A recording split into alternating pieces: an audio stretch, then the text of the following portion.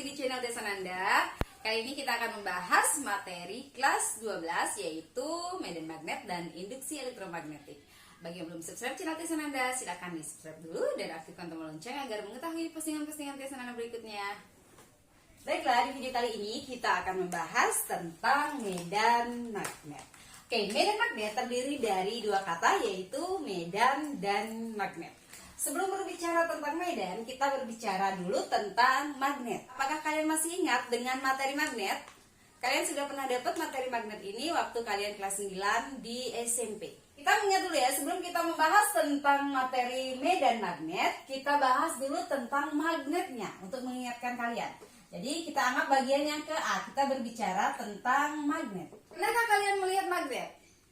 Oke, Ibu punya sebuah magnet seperti ini. Jadi mungkin ada contoh, salah satu contoh magnet adalah seperti ini misalnya. Nah, apa itu magnet? Magnet adalah batuan metalik berwarna yang mampu menarik benda lain di sekitarnya yang memiliki sifat-sifat khusus. Jadi tidak semua benda di alam ini yang bisa ditarik oleh magnet. Hanya beberapa benda yang memiliki sifat khusus. Contohnya adalah yang bisa ditarik oleh magnet adalah biasanya bahan-bahan yang terbuat dari besi dan baja. Oke, kita buktikan sekarang. Oke, Ibu memiliki sebuah magnet tadi. Kemudian di sini sudah Ibu tampilkan beberapa buah benda, misalnya paku, kemudian kancing peniti, kemudian karet, dan juga di sini ada garam dapur. Oke, kita lihat apakah semua benda ini bisa ditarik oleh magnet. Kita dekatkan dulu magnet dengan peniti dan dengan pakunya. Apa yang terjadi? Kita lihat. Nah, paku dan peniti bisa menempel di magnet. Berarti dia bisa ditarik oleh magnet. Apa yang terjadi dengan karetnya? Karet sama sekali tidak ada reaksi dengan magnetnya, tidak ditarik sama sekali. Kemudian apa yang terjadi jika magnet ini kita dekatkan dengan garam dapur? Dengan garam dapur pun magnet ini tidak bereaksi. Coba kita dekatkan dengan emas. Ada Ibu memiliki cincin emas, kemudian kita dekatkan magnet ini dengan cincin emas ini, apa yang terjadi? Apakah dia mau menempel? Tidak. Emas sama sekali tidak bisa ditarik oleh magnet. Jadi magnet bisa menarik benda-benda yang memiliki sifat khusus yang biasanya terbuat dari besi dan baja. Kenapa disebut dengan magnet? Karena ditemukan di suatu daerah yang bernama Magnesia. Jadi daerah ini berada di negara Turki. Dia berasal dari daerah yang bernama Magnesia. Nah, kenapa magnet ini bisa ditemukan? Ceritanya ya, jadi suatu hari ada seorang ilmuwan yang menemukan magnet ini, tetapi nama ilmuwannya ini tidak ditonjolkan ya. Justru yang ditonjolkan adalah daerah tempat ditemukannya magnet ini. Makanya disebut dengan magnet, karena ditemukan di daerah Magnesia. Pada suatu hari ilmuwan itu katanya berjalan-jalan dengan menggunakan tongkat besi. Nah, alangkah terkejutnya dia karena pada suatu tempat saat melewati sebuah batu, tiba-tiba tongkat besinya itu ditarik oleh batu itu. Awalnya mungkin dikira mistis ya, ada pengaruh apa dan apa, tapi ternyata setelah diteliti, batu tersebut memang bisa menarik benda lain terutama yang terbuat dari besi dan baja. Dari sanalah ilmuwan tersebut melakukan penelitian sehingga adanya istilah magnet. Berdasarkan sifat kemagnetannya, suatu benda bisa dibedakan menjadi dua, yaitu benda magnet dan benda bukan magnet. Nah, sedangkan berdasarkan kuat lemahnya benda ditarik oleh magnet, benda dibedakan menjadi tiga. Yang pertama adalah ferromagnetik. Ferromagnetik itu, ferro ini kita anggap bahasa Inggris, ferry, untuk lebih gampang mengingat ya, ferry. Ferry itu kan sangat ya. Jadi ferromagnetik adalah benda yang dapat ditarik oleh magnet dengan sangat kuat. Jadi sehingga bahan-bahan dengan sifat ferromagnetik biasanya digunakan untuk membuat magnet permanen. Ya, contohnya tadi adalah besi, baja, nikel, dan kobalt. Jadi dari praktikum kita tadi kita bisa melihat bahwa besi itu bisa ditarik dengan sangat kuat oleh magnet. Yang kedua adalah disebut dengan paramagnetik. Paramagnetik adalah benda yang dapat ditarik oleh magnet tetapi tidak dengan kuat. Atau kalau Ibu bahasakan lain yaitu benda yang dapat ditarik dengan lemah oleh magnet. Jadi benda ini bisa ditarik oleh magnet tetapi tidak kuat, ya.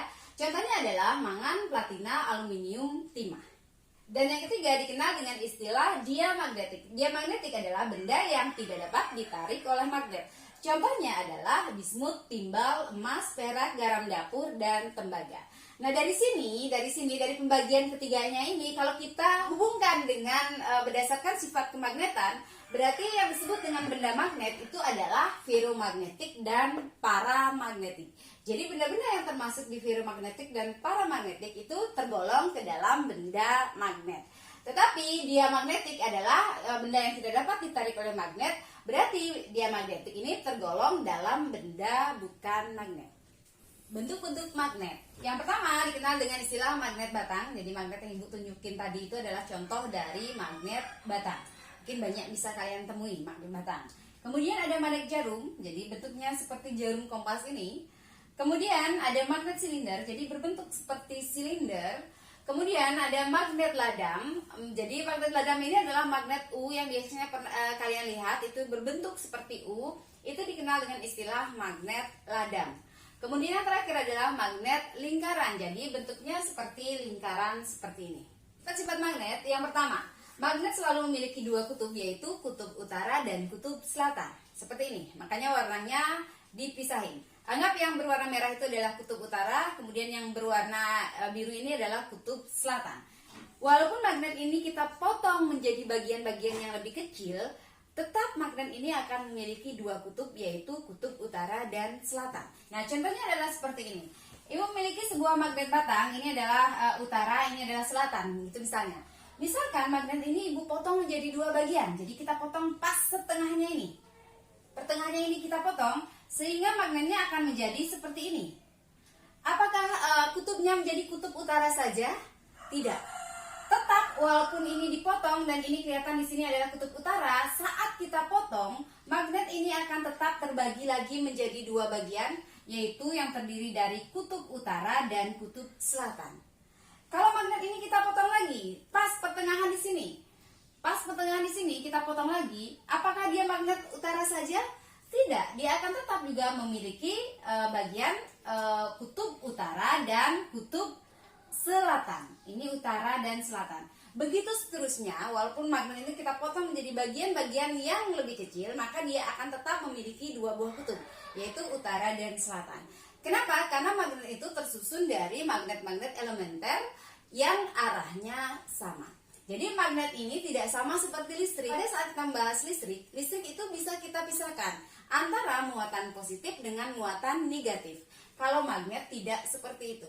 Jadi magnet walaupun dipotong maka dia akan tetap mengarah pada kutub utara dan kutub selatan. Sifat yang kedua adalah bila kutub sejenis didekatkan maka akan terjadi gaya tolak menolak, dan bila antara kutub tidak sejenis didekatkan maka akan ada gaya tarik menarik. Hampir sama dengan sifat muatan listrik. Jadi yang sejenis akan tolak menolak, yang berbeda jenis atau berlawanan jenis akan tarik menarik. Contohnya adalah seperti ini. Misalnya kutub ini kita sebut selatan tadi ya. Kutub selatan kita dekatkan dengan kutub selatan. Seperti ini ya. Dia menolak. Ini kalau kalian memegang magnetnya, kalian akan merasakan ada gaya tolakan. Seberapapun kita berusaha mendekatkan, ini ditolak oleh dia. Ditolak ini. Ibu tidak menggerakkan magnet ini, tapi magnet yang bergerak sendiri itu. Dia tidak mau mendekat. Gitu ya. Misalnya utara dengan utara kita dekatkan.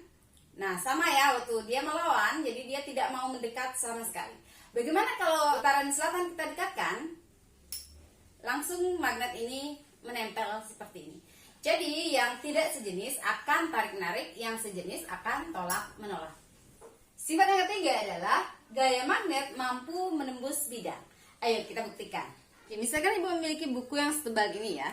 Jadi katanya magnet itu bisa menembus bidang. Coba kita buktikan. Kita taruh magnet yang paling atas, kemudian kita letakkan lagi magnet yang di bawah. Nah, apa yang terjadi? Sudah langsung bereaksi. Jadi kita bisa menggerakkan magnet ini, bisa kalian lihat. Jadi magnet ini bisa kita gerakkan dari bawah, walaupun bidangnya itu lumayan agak tebal ya. Jadi ini bukti bahwa gaya magnet bisa menembus bidang. Coba kita pakai media meja ya, ini kita taruh di atas, kemudian magnetnya kita taruh di bawah satu. Apa yang terjadi? Apakah mau ditembus? Nah, saat kita gerakkan yang di bawah, yang di atas juga ikut bergerak. Ini bukan magic ya, memang ini adalah sifat dari magnet. Itu bukti bahwa magnet mampu menembus bidang. Oke, sifat yang keempat adalah magnet hanya mampu menarik benda-benda tertentu di sekitarnya. Jadi yang tergolong tadi adalah ferromagnetik dan paramagnetik. Kemudian yang kelima adalah bagian magnet yang terkuat itu ada pada bagian ujungnya, jadi pada bagian kutub-kutubnya, sedangkan bagian yang terlemah itu ada pada bagian tengahnya. Oke, itu sekilas tentang magnet yang dibahas. Jadi ini sebenarnya adalah hanya mengingatkan kalian karena materi ini sudah pernah kalian dapatkan waktu SMP kelas 9. Oke, yang sekarang baru kita akan membahas tentang medan magnet. Oke, medan magnet berarti medan ya. Medan ini kita sebut bagian yang ke B saja, itu adalah medan magnet. Medan magnet jelas berasal dari kata medan dan magnet. Medan itu adalah daerah atau area kalau kita bilang. Jadi bukan nama kota ya. Jadi itu adalah daerah atau area. Berarti apa itu medan magnet? Medan magnet adalah daerah atau area yang masih dipengaruhi oleh gaya magnet. Jadi kalau ibu tulis, medan magnet adalah daerah atau area yang masih merasakan gaya magnet. Contohnya adalah sebagai berikut. Kita lihat jarum kompas. Jarum kompas dalam kondisi normal belum ada magnet, maka dia akan selalu menunjukkan arah utara dan arah selatan. Nah, bagaimana kalau kita sekarang memasukkan magnet ya di sini ya, mendekatkan magnet di sini.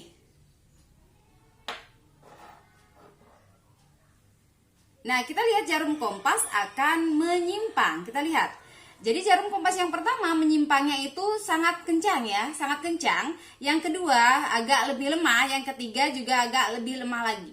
Itu artinya semakin dekat dengan sumbernya, dengan magnetnya, maka medan magnetnya akan semakin besar. Jadi ini adalah daerah yang masih dipengaruhi oleh magnet. Jadi kita lihat ya, menyimpangnya itu kalau sampai di sini ini lumayan gede simpangannya. Jadi semula ke utara tanda merahnya sekarang menjadi ke selatan. Coba kita dekatkan lagi apa yang terjadi.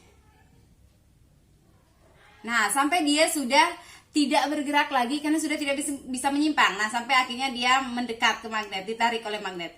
Dia sudah tidak bisa bergerak lagi karena saking sudah menyimpangnya terlalu besar. Ini masih ada gerakannya, ini juga masih ada gerakannya. Nah, coba kita jauhkan sekarang.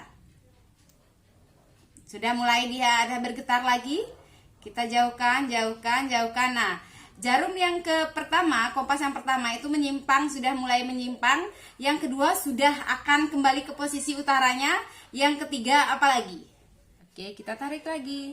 Nah, kompas pertama sudah akan menuju ke posisi semula ya, bagian utara. Kemudian yang kedua sudah juga, apalagi yang kedua, yang ketiga juga hampir kembali ke posisi semula. Nah, ini menandakan bahwa berarti daerah medan magnetnya itu kalau kita gambarkan ini luas, ya lumayan luas, jadi berbentuk lingkaran seperti itu. Itu adalah daerah atau area yang masih dipengaruhi oleh magnet.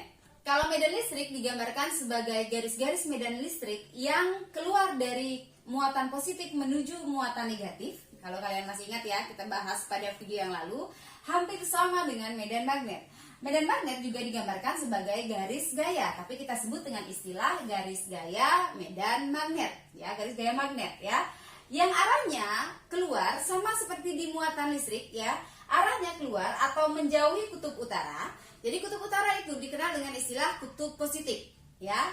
Dan masuk atau mendekati kutub selatan. Kutub selatan itu dikenal dengan istilahnya kutub negatif. Jadi sama dengan muatan, keluar dari muatan positif masuk ke muatan negatif. Sama dengan di sini, keluar dari kutub positif yaitu kutub utara dan masuk ke kutub negatif atau kutub selatan. Ibu memiliki magnet, ya, anggap ini kutub utara, ini kutub selatan. Ibu sudah gambarkan ini di dalam kertas. Kemudian ini kita taruh di bawah ya. Nah, seperti ini. Sekarang kita mau menaburkan untuk melihat bagaimana garis-garis medan magnetnya. Kita akan coba menaburkan dengan bubuk besi atau kalian boleh menggunakan juga itu pasir yang sangat halus ya. Jadi kita coba ya. Kita lihat. Nah, di sini kalian sudah melihat bahwa dia akan membentuk garis-garis medan magnet. Kalian lihat bahwa di sini yang tertarik sangat kuat itu adalah pada ujungnya. Itu sudah sesuai dengan sifat magnet yang tadi, bahwa medan magnet itu yang kuat terletak pada ujungnya atau pada kutubnya. Kita lihat di sini. Nah, di sini kita melihat bahwa medan magnetnya itu berbentuk seperti ini ya. Ini keluar dari kutub keluar, keluar, masuk. Ya, ini kita lihat. Ada gaya tarik menarik di sini. Ini ada garis gaya medan magnet di sini, artinya antara kutub utara dan selatan itu saling tarik menarik. Sekarang bagaimana kalau muatan yang sejenis, ini tulis selatan-selatan itu kita dekatkan. Jadi kita taruh magnetnya di bawah ya. Jadi selatan-selatan kita dekatkan.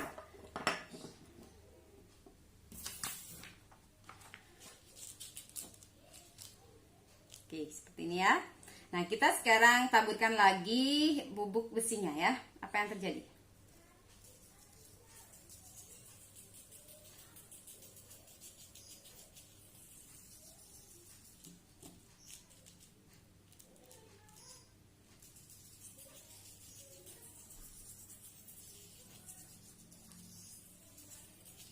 Nah, walaupun kita menaruh bubuk besi ini di tengah sini, tetap di tengah sini ini kosong.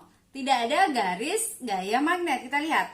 Kenapa? Ini membuktikan bahwa antara kutub sejenis dia akan melakukan gaya tolak menolak.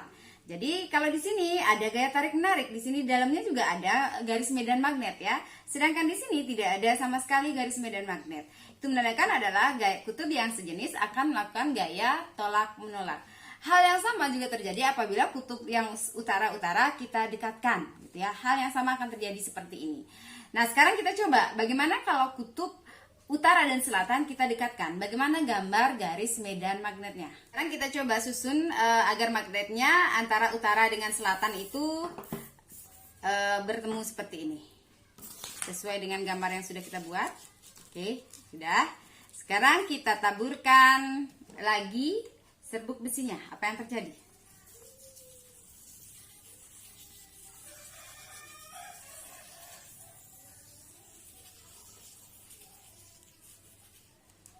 Oke, kita lihat sekarang.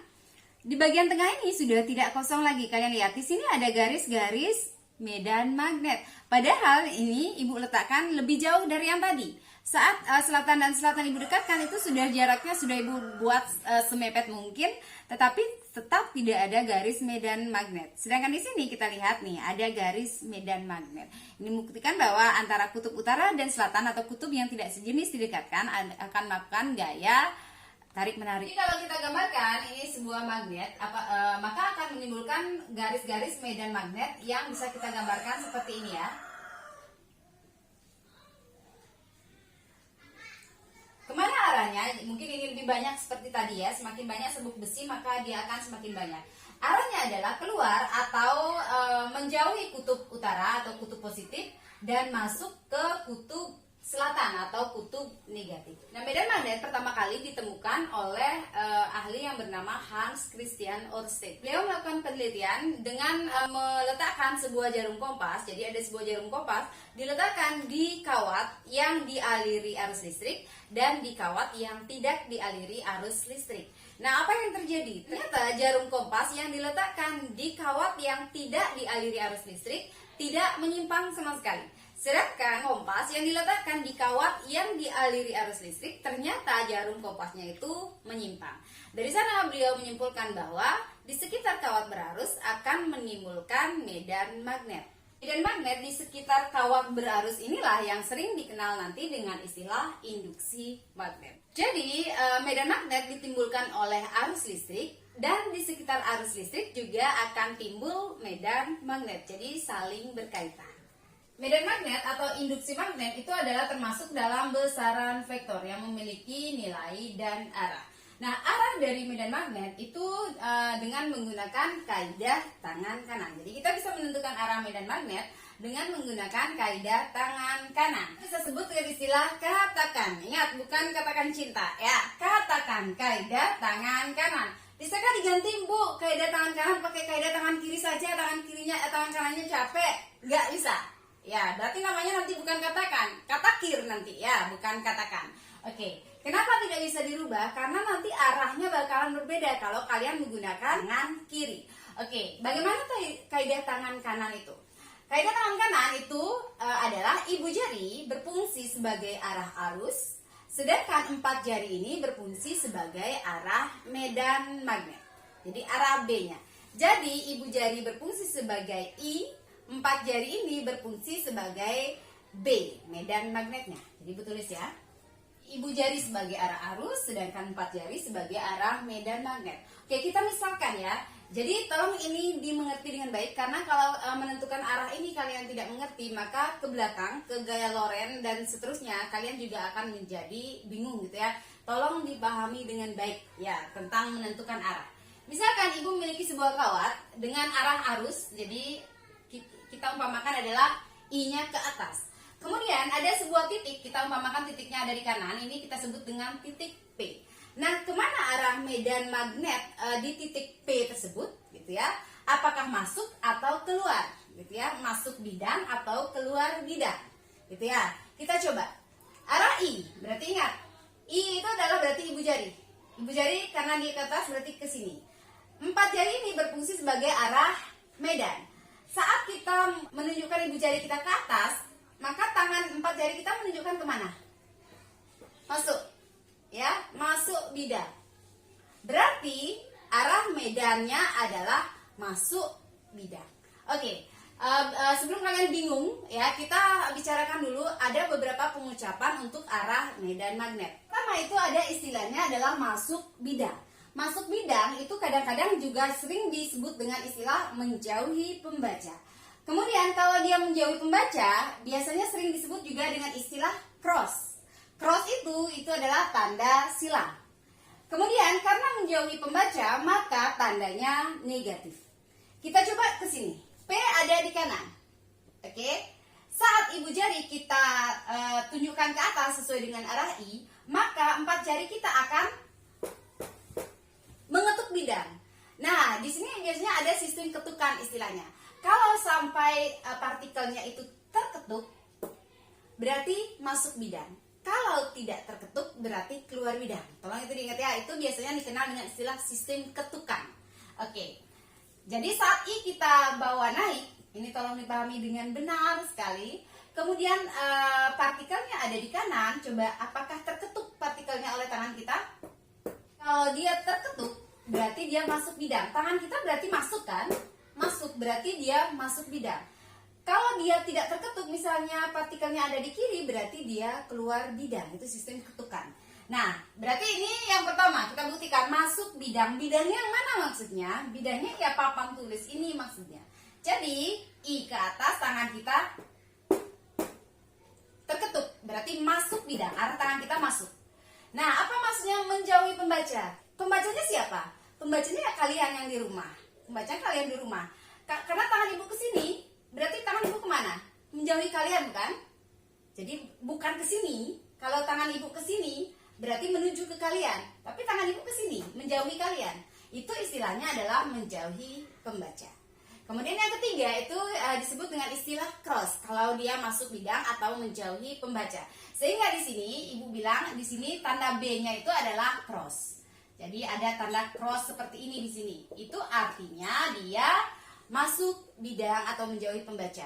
Karena masuk bidang atau menjauhi pembaca, maka nanti tanda B-nya dalam perhitungan itu adalah negatif. Istilah yang kedua itu adalah istilah keluar bidang. Tadi sudah sempat kita sebut-sebut. Keluar bidang itu biasanya juga disebut dengan istilah mendekati atau menuju pembaca. Kemudian diistilahkan dengan istilah dot. Dot itu ditulis dengan tanda titik seperti ini. Kemudian karena dia mendekati pembaca, maka arah medan magnetnya nanti adalah positif atau positif begini. Oke, kita coba buktikan. Ibu memiliki sebuah titik partikel Q sekarang yang berada di sebelah kiri. Ini masih kawat yang sama dengan arah arus yang sama. Oke, kita coba kemanakah? Apakah di Q ini medan magnetnya masuk bidang atau keluar bidang?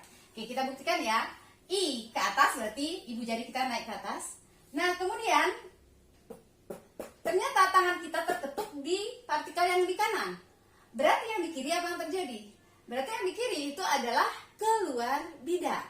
Berarti di kiri B-nya itu adalah dot. Adalah B-nya. Nah, bagaimana lagi caranya membuktikan? Untuk membuktikan bahwa dia mendekati atau menuju pembaca. Ke atas. I-nya ke atas. Oke, kita buat seperti ini tangan kita, boleh kan? Boleh, yang penting I-nya ya ke atas, ya ini juga ke atas. Karena partikelnya ada di kiri, nah ini di kiri, berarti kemana tangan kita ini? keluar bidang. Jadi B-nya kemana? Nih, naik, partikelnya sudah di kiri, sudah ditunjuk. Kemudian kemana tangan kita? Menuju kalian, menuju pembaca. Keluar bidang, jadi dia keluar dari bidang papan ini, maksudnya treats, gitu ya. Kamu lihat tangan ibu, kan gitu ya, keluar bidang. Berarti di sini arah medannya itu adalah keluar bidang atau dot. Jadi sebenarnya dengan sistem ketukan saja kalian tahu. Kalau dia sudah tidak terketuk berarti dia keluar. Itu aja kamu ingat. Jadi saat I-nya naik, kemudian di sini kita ketuk, ternyata di sini yang terketuk, berarti yang di kiri, berarti yang di kanan itu masuk, yang di kiri keluar bidang. Seperti itu aja sebenarnya. Atau kalau kamu bawa balik seperti tadi, seret, tangan kalian akan seperti ini, maka arah B-nya ini adalah menuju kalian, mendekati pembaca. Bisa dipahami ya? Oke, kita coba contoh lain. Oke, ibu memiliki misalnya kawat seperti itu dengan arah I-nya ke kanan. Oke, kita lihat di manakah masuk bidang dan di manakah keluar bidang. Itu aja ya, kita ingat ya. Oke, karena dia ke kanan berarti tangan kita berarti begini ya, untuk biar arusnya ke kanan. Jadi tangan kita menuju ke sana, tangan ibu jari kita. Kemudian nah, di mana yang terketuk? Di sini yang terketuk. Berarti ini adalah masuk bidang. Berarti di sini tandanya adalah masuk seperti ini. Karena di sini sudah masuk bidang, jelas yang di atasnya berarti di sini adalah keluar bidang. Ini B-nya. Oke, bisa dipahami ya? Oke, kita coba contoh lain lagi. Gimana ya gambarnya? Oke, tadi kan begini. Tadi arah arusnya naik. Sekarang coba arah arusnya turun seperti ini. I. Berarti ibu jari kalian harus menunjuk ke bawah. Karena arah arusnya ke bawah. Di mana yang terketuk? Nah, di sini terketuk. Berarti di sini masuk bidang. Berarti di sini tandanya silang. Karena di sini sudah masuk bidang, otomatis di sini akan keluar bidang. Oke. Coba contoh lain lagi. Oke, coba contoh lain lagi. Yang seperti ini siapa tahu ya, miring dengan arah I-nya ke sini misalnya. Oke. Nah, di mana masuk, di mana keluar bidang? Sama aja seperti tadi, arah I-nya menuju ke barat daya, berarti ibu jari kita menuju ke barat daya. Berarti di mana yang terketuk? Di bagian ini. Berarti di bagian ini masuk bidang. Masuk Pak Eko, gitu ya. Ini masuk bidang. Berarti yang di sini otomatis ini adalah keluar bidang seperti ini. Bisa dipahami? Kalau ini tidak bisa kalian pahami, kalian tolong putar lagi berulang-ulang kali. Karena kalau ini kalian tidak mengerti, maka kalian akan sulit menentukan nanti arah gaya Loren ya. Jadi materi ke belakangnya itu semua akan menggunakan arah seperti ini. Oke, materi selanjutnya akan kita bahas pada video selanjutnya. Demikianlah materi kita hari ini. Semoga bermanfaat. Dan kalau dirasa bermanfaat, silahkan di like dan di share. Dan jangan lupa bagi yang belum subscribe channel Tia Sanada, silakan di subscribe dulu dan aktifkan tombol lonceng agar mengetahui postingan-postingan Tia Sanada berikutnya. Dadah!